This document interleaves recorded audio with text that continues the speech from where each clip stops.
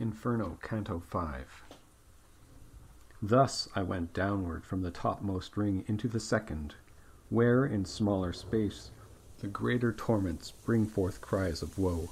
There Minos stands and snarls with gnashing teeth, examines at the entrance every sin, and by his writhings judges and condemns.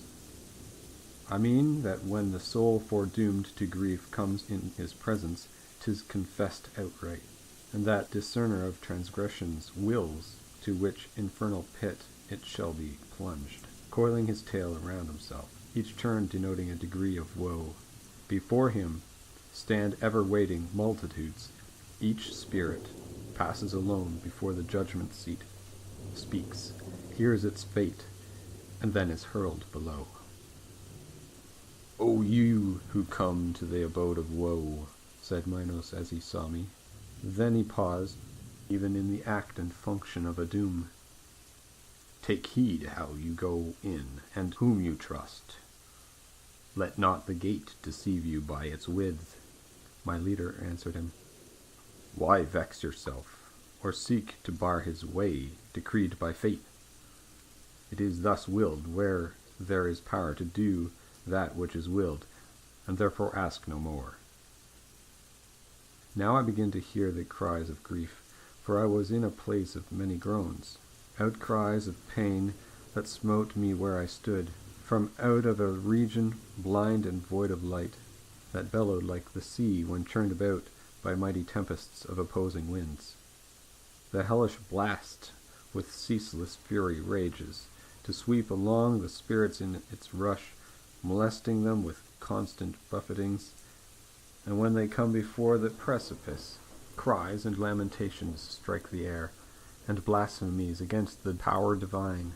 I learned that to such torment are condemned the sinners of the flesh, who vilely yield their reason to their carnal appetite. As when in times of cold the starlings fly, borne on their wings in large and crowded flocks, so did that blast convey those wretched souls, now up, now down, now round about they whirled.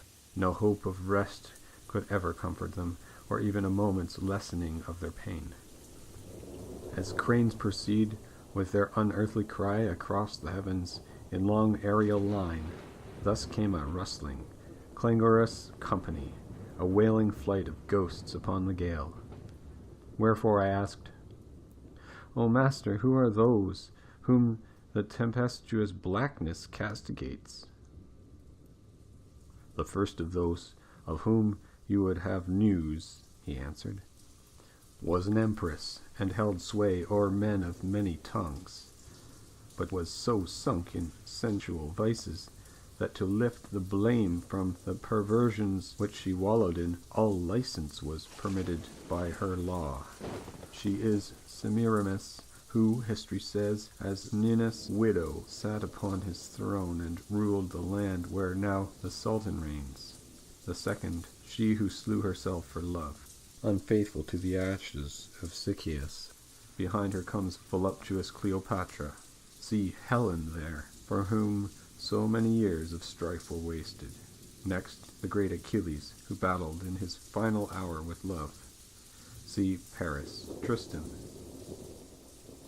These and many more than 1,000 shades whom love divorced from life, he pointed out and named for me. And when I heard my master call by name those knights and ladies of antiquity, pity so smote me that I nearly swooned. I said to him, "O poet, I would speak to that sequestered pair that cling together and seem to float so lightly on the wind." He answered me, "Take heed when they approach more nearly to us. Ask them by that love which bears them on, and they will come to you." Now, when the wind had wafted them to us, I raised my voice. "O wearied souls, unless forbidden by another, come and speak." Like doves that with their wings upraised and still are borne upon the air by their desire, when longing calls them back to their soft nest, just so these two left Dido's company to come toward us through the fetid air, so strongly were they drawn by my appeal.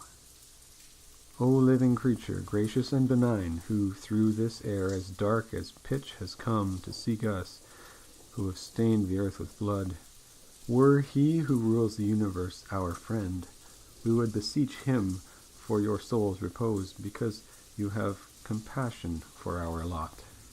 Of what it pleases you to hear and speak, we will converse with both of you so long the bitter blast is lulled as it is now.